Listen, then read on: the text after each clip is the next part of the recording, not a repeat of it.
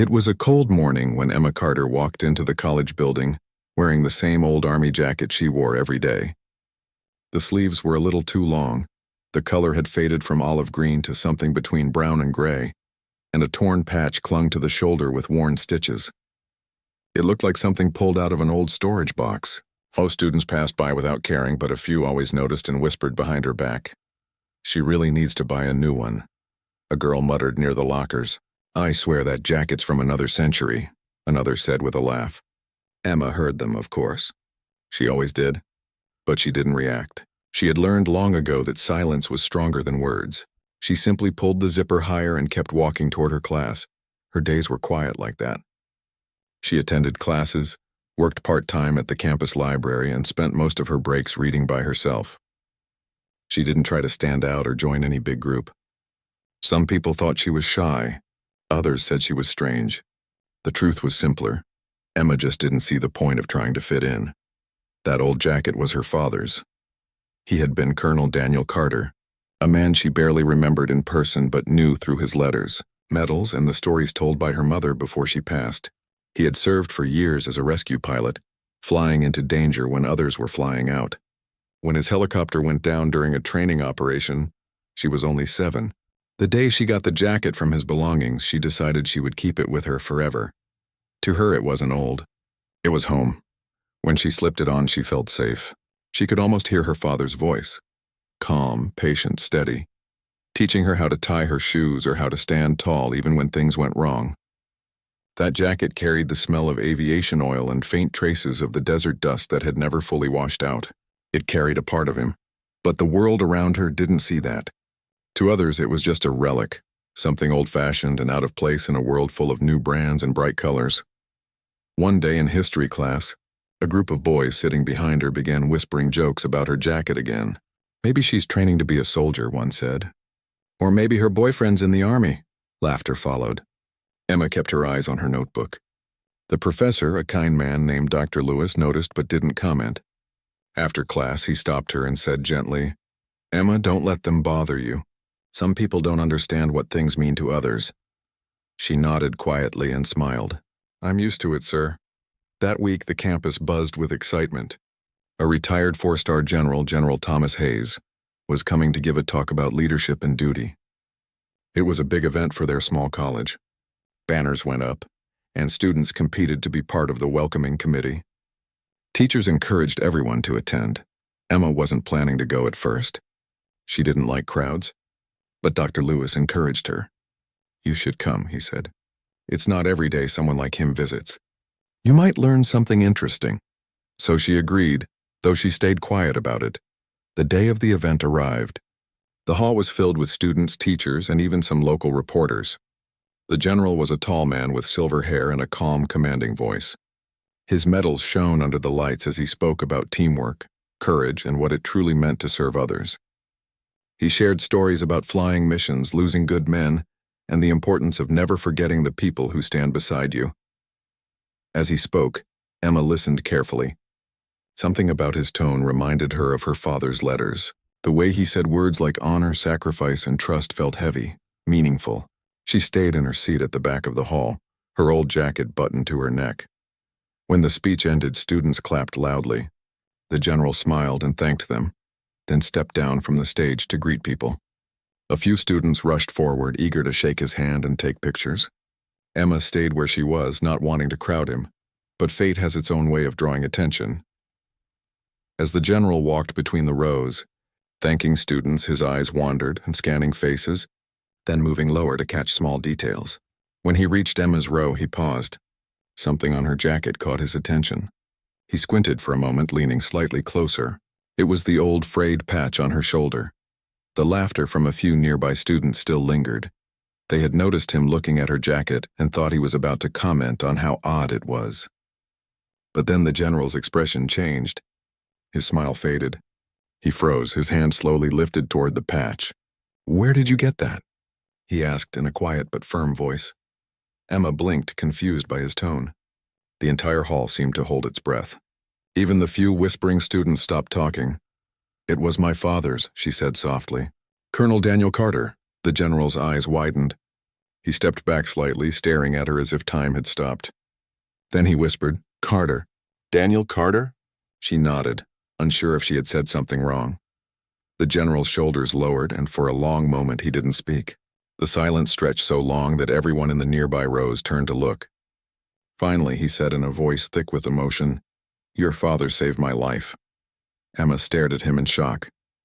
She had heard stories about her father's bravery, but never something so personal. "Saved your life?" she repeated softly. He nodded slowly, his gaze distant as if seeing another time. "We were trapped during a rescue mission, Kandahar, many years ago. Our team was surrounded. We had almost no chance left. And then a helicopter came in low under fire. Your father was flying it. He refused to leave until every man was out. That patch," he pointed at the one on her shoulder, "belonged to that mission. There were only 6 people who wore it. I was one of them." Gasps spread across the hall. The laughter that once surrounded her vanished completely. The general removed his cap and held it against his chest. "He was one of the bravest men I ever knew," he said softly. "When I heard he had passed, I kept his picture in my office for years. He was a true hero." Emma didn't know what to say. She felt a lump form in her throat, and her hands trembled slightly as she held the edge of her jacket. She had always known her father was special, but to hear this from a man like General Hayes, in front of everyone, made her heart ache with pride and sadness all at once. The general turned toward the audience. "Do you know what real strength looks like?" he asked the students. "It's not in medals or uniforms. It's in people like Colonel Carter, and his daughter, who wears his memory with quiet honor." No one spoke. The same group that used to laugh at her jacket now sat completely still. Emma lowered her head, tears shining in her eyes, but she smiled too. A small, grateful smile that came from deep within. After a moment, the general extended his hand. "Thank you for bringing that jacket today," he said. "I never thought I'd see that patch again." She shook his hand gently, her voice barely above a whisper. "Thank you, sir." The room erupted in applause, and not loud or wild, but respectful. It wasn't for the general. It wasn't even for the speech. It was for a quiet girl who had carried her father's memory without asking for recognition. When the event ended, people came up to her one by one. Some apologized, some just wanted to know more about her father. Even the students who used to mock her looked down, unable to meet her eyes. For the first time, Emma didn't feel alone. That night, as she walked home under the cool evening sky, she ran her hand across the old patch on her shoulder. The stitches were rough, the fabric worn thin, but she smiled. That jacket wasn't just hers anymore. It was part of a story that reached farther than she ever imagined.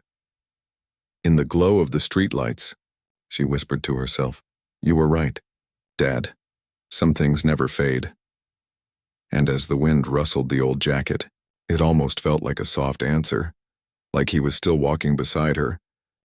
The next morning, Emma woke up early, still thinking about what had happened in the auditorium. She could hardly believe it. A general, a real decorated hero, had recognized her father's jacket. His words kept replaying in her mind. "Your father saved my life." All night she had sat by her window holding the jacket close, remembering how many times people had laughed at her for wearing it. Now she realized it didn't matter what anyone thought. That jacket carried more history than any fancy outfit could ever have. It carried honor, love, and courage. When she reached the campus that day, something strange happened. People didn't whisper or laugh like before. Some smiled politely. A few even nodded at her in respect. The same students who once avoided her now seemed unsure how to act. Emma didn't hold grudges. She simply walked with quiet confidence. Later that afternoon, a message came from the dean's office asking her to stop by. She felt nervous. She wasn't sure why they wanted to see her. When she entered, the dean greeted her kindly. Sitting beside him was General Thomas Hayes. He smiled as she entered. "Good to see you again, Miss Carter." Emma stood a little awkwardly, clutching her books. "Good afternoon, sir," the dean said warmly. "The general asked to meet you again. Please have a seat." She sat down slowly, still unsure why she was there. The general leaned forward, resting his hands on the table. "Emma, I couldn't stop thinking about what happened yesterday. Seeing that jacket, seeing your father's name, it brought back so many memories. He was not just brave, and he was selfless. I wanted to tell you more about him if you'd like to hear it." Emma nodded eagerly. I'd like that very much, sir. He smiled gently. Your father was the kind of man who never took credit for what he did. During that mission in Kandahar, we were surrounded. Communication was down and we had little chance of survival. Your father heard about it over a broken signal. He wasn't even supposed to fly that day. His team was off duty. But he gathered 2 crew members and took off anyway. He didn't wait for orders. Emma listened with wide eyes. The sandstorm was so bad, the general continued, that most pilots wouldn't risk it. But he said something I'll never forget. He said, if there's a chance someone's still breathing, we go. That's the man he was. He landed under fire and helped carry injured men to safety. That patch you wear, it represents that mission. It was never officially recognized, but everyone who was there knows it saved lives. By the time he finished speaking, Emma's eyes were filled with tears. She looked down at the patch on her shoulder and whispered, I never knew all that. The general nodded softly. Now you do, and I think people should hear it. She looked up, surprised. Hear it? Yes, he said. Tomorrow I'm giving another short address at the city memorial event. I'd like to invite you to speak for a few minutes, just to tell the world who he was from your heart. Emma froze. She had never spoken in front of a large crowd before. Me? I don't know if I can.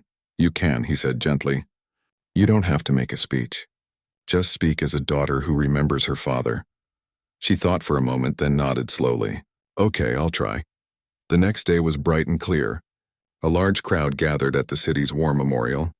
Veterans, families, students, and officials filled the park. American flags waved gently in the wind. Emma stood quietly near the stage, her hands trembling slightly. She still wore her father's jacket, freshly cleaned but still showing its age. When it was her turn, General Hayes introduced her. Yesterday, he said, I met a young woman who reminded me of what true courage looks like. She carries her father's memory not through medals or pictures, but through something far greater. His spirit. He gestured for Emma to come forward. The crowd turned to watch as she walked up to the microphone. Her heart beat fast, but she kept her eyes on the faces in front of her. Old soldiers with medals on their chests, children waving flags, and families who had also lost someone. She took a deep breath. My name is Emma Carter, she began softly.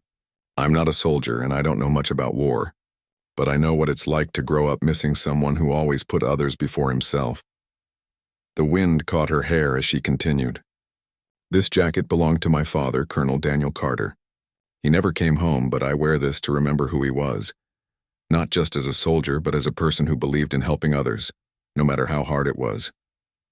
People used to laugh at me for wearing it, but now I understand something. It doesn't matter how something looks. What matters is what it means.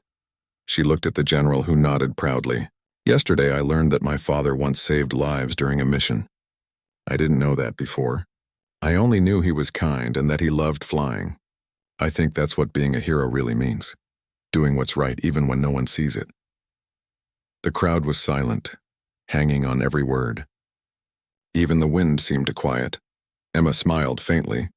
I just want to say thank you. To everyone who serves and to every family that waits for someone to come home. We may not wear uniforms, but we carry memories too, and sometimes those memories are the strongest armor we have. When she finished, there was a long moment of stillness, then applause, soft at first, then rising until the whole crowd stood. Veterans saluted. Mothers wiped their eyes. The general stepped forward and shook her hand. You did him proud, he said quietly. After the ceremony, people came up to her. Some shared stories of their own loved ones. Others just said thank you. A few reporters asked for a photo, but she politely declined. It's not about me, she said. It's about him. That evening, when she returned home, she sat on her porch watching the sun go down. The sky was painted with gold and pink, the kind of sky her father had loved. She placed her hand over the patch and whispered, I hope you saw that, Dad. Weeks passed and life slowly returned to normal. But not completely. People on campus now treated her differently. Teachers greeted her with warmth, and even the students who once mocked her offered friendly smiles. One of them, a girl from her history class, approached her at lunch one day. Hey, Emma, she said quietly. I wanted to say, I'm sorry for how I acted before. I didn't know, Emma smiled gently. It's okay. Sometimes we don't understand things until someone explains. The girl nodded.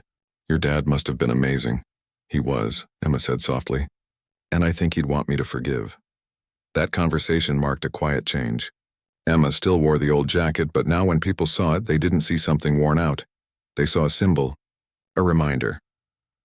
Later that semester, the college held a small exhibition about military families and personal stories. The general sent a photograph of her father's rescue team, with the same patch proudly visible on their uniforms. It was placed in a glass frame next to Emma's jacket, which she loaned for display. The sign read, Colonel Daniel Carter, a man who flew into danger to bring others home. During the opening of the exhibit, students and visitors stopped to read the story. Many stood in silence before moving on. Some even left small notes of thanks beside the display. When Emma saw that, she smiled quietly. Her father's name was alive again, not in official records or grand awards, but in people's hearts. That was enough for her. One evening, as she was leaving campus, she saw a small boy tugging at his mother's hand near the memorial statue. He pointed at her and whispered, Mom, that's the lady with the hero's jacket. The mother smiled and nodded to Emma respectfully. Emma's eyes softened. She waved at the boy and kept walking. That night, before going to bed, she folded the jacket neatly and placed it over her chair. She looked at it and felt peace, not sadness, not pride, but a calm warmth that told her she had finally done what her father would have wanted. She whispered one last time, Thank you for giving me something to believe in.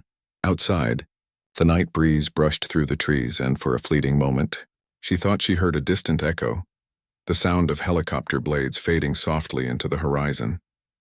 She smiled through quiet tears, knowing that even though her father was gone, his spirit had found a way to live on, through her, through the jacket, and through the people who now understood what true respect really meant.